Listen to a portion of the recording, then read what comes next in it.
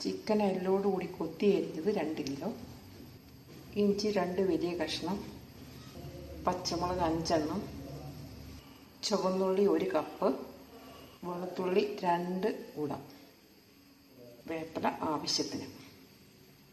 ചുവന്നുള്ളിയും പച്ചമുളകും ഇഞ്ചിയും വെളുത്തുള്ളിയും ഒന്ന് ചതച്ചെടുക്കട്ടെ. മസാലയ്ക്ക് 1.5 ടേബിൾ സ്പൂൺ മുളക് പൊടി, 1/2 ടീസ്പൂൺ മഞ്ഞൾപ്പൊടി, 1/2 ടേബിൾ സ്പൂൺ കുരുമുളക് പൊടി, ഉപ്പ് ആവശ്യത്തിന്, പെരിഞ്ജീരകവും പട്ടയും 1 table spoon, coconut oil 3 table spoon, വേപ്പില 1 പിടി. ഇനി നമുക്ക് ചെയ്യാം. പ്രഷർ കുക്കറിലേക്ക് കൊത്തിയരിഞ്ഞ് ചിക്കൻ ഇട്ടിട്ട് ആദ്യം ഉപ്പിട്ട് കൊടുക്കണു, മഞ്ഞൾപ്പൊടി ആഡ് ചെയ്യണു, മുളക് പൊടിയുടെ പകുതി മുളക് പൊടി ഇപ്പം ആഡ് ചെയ്യണു, ബാക്കി പകുതി മുരിക്കുമ്പോൾ ചതച്ച് വെച്ചിരിക്കുന്ന ചുവന്നുള്ളിയുടെ പകുതി ഇട്ട് കൊടുക്കണം, ഇഞ്ചി പകുതി ഇട്ട് കൊടുക്കണം, വെളുത്തുള്ളി ഹാഫ് ഇട്ട് കൊടുത്തു, പച്ചമുളക് മുഴുവൻ ഇട്ട് കൊടുത്തു, ചതച്ച വേപ്പില ഇട്ട് കൊടുത്തു.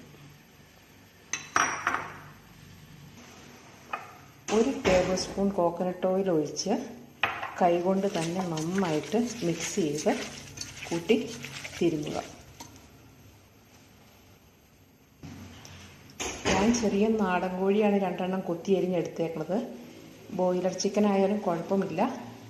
വെള്ളമില്ലെങ്കിൽ ഒരു 1/2 ഗ്ലാസ് വെള്ളം ഒഴിച്ചു കൊടുത്ത് കുക്കറിൽ ഒരു 3-4 വിസിൽ വരെ എല്ലാം ഉള്ളതുകൊണ്ട് നന്നായിട്ടൊന്ന് വെന്തെടുക്കുക. എന്നിട്ട് നമുക്ക് ഫ്രൈ ചെയ്യാം. നമ്മുടെ ചിക്കൻ കുക്കറിൽ വെച്ചിരിക്കുകയാണ്. എല്ലാം ഉള്ളതുകൊണ്ട് ഒരു 5-6 വിസിൽ വരെ ആകാം. നന്നായിട്ട് വേവട്ടെ, എന്നിട്ട് നമുക്ക് മുറിച്ചെടുക്കാം. ഒരു ചട്ടി അടുപ്പത്ത് വയ്ക്കുക. അതിലേക്ക് കോക്കനട്ട് ഓയിൽ 2 ടേബിൾ സ്പൂൺ ഒഴിച്ച് കൊടുക്കുക. കുറച്ച് വേപ്പില ഇടുക, ചുവന്നുള്ളി ഇട്ട് കൊടുക്കുക. ചുവന്നുള്ളി ഒന്ന് വാടി ഇനി വെളുത്തുള്ളി അതിൻ്റെ തൊണ്ട് മുഴുവനും കളയണ്ട, പതുക്കി ഒന്ന് തൊണ്ട് കളഞ്ഞാൽ മതി. ഒന്ന് മുറിച്ചെടുക്കുക. ഇഞ്ചി ആഡ് ചെയ്യും. എല്ലാം ഒന്ന് വാടിയിട്ടുണ്ട്. അതിലേക്ക് പെരുംജീരകം ഇടിച്ച് ഇട്ട് കൊടുക്കുക. ഇതിലേക്ക് മുളക് പൊടി ഇട്ട് കൊടുക്കാം. ഒന്ന് മൂത്ത് വരട്ടെ.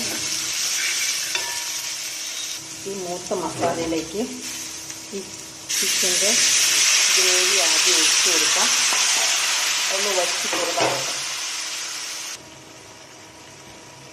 നമ്മുടെ മസാല കുറുതായിട്ടുണ്ട്.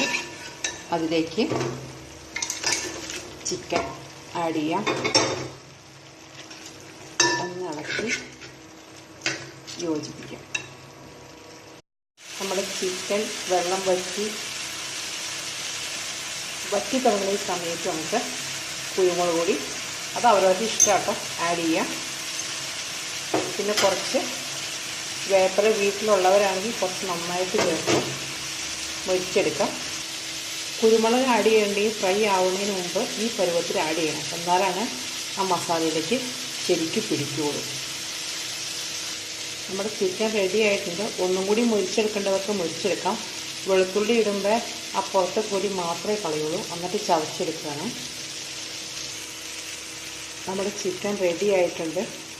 ഈ ചപ്പാത്തിയുടെ കൂടെയൊക്കെ നല്ല ടേസ്റ്റാണ്. കുട്ടികൾക്കൊക്കെ കൊടുക്കുകയാണെങ്കിൽ ഒത്തിരി നല്ലതാണ്. ഇങ്ങനെ ഏറ്റോടുകൂടി നമ്മൾ ചെയ്ത് കൊടുക്കുകയാണെങ്കിൽ ഇതിപ്പോൾ നമുക്ക് ഒരു 2-3 ദിവസം ചൂടാക്കി വെച്ചാൽ മതി. ഇതുപോലത്തെ പാത്രത്തിൽ 2 കിലോയൊക്കെ ചെയ്യുവാണെങ്കിൽ നമുക്ക് ഒരു 2-3 ഡേയ്സൊക്കെ ചൂടാക്കി എടുക്കുമ്പോൾ ടേസ്റ്റ് കൂടുകയുള്ളൂ. അപ്പോൾ ലൈക്ക് ചെയ്യണം, സബ്സ്ക്രൈബ് ചെയ്യണം. നിങ്ങൾക്ക് റെസിപ്പി ഇഷ്ടപ്പെട്ടാൽ അടുത്തൊരു നല്ല റെസിപ്പി ആയിട്ട് വരുന്നവരെ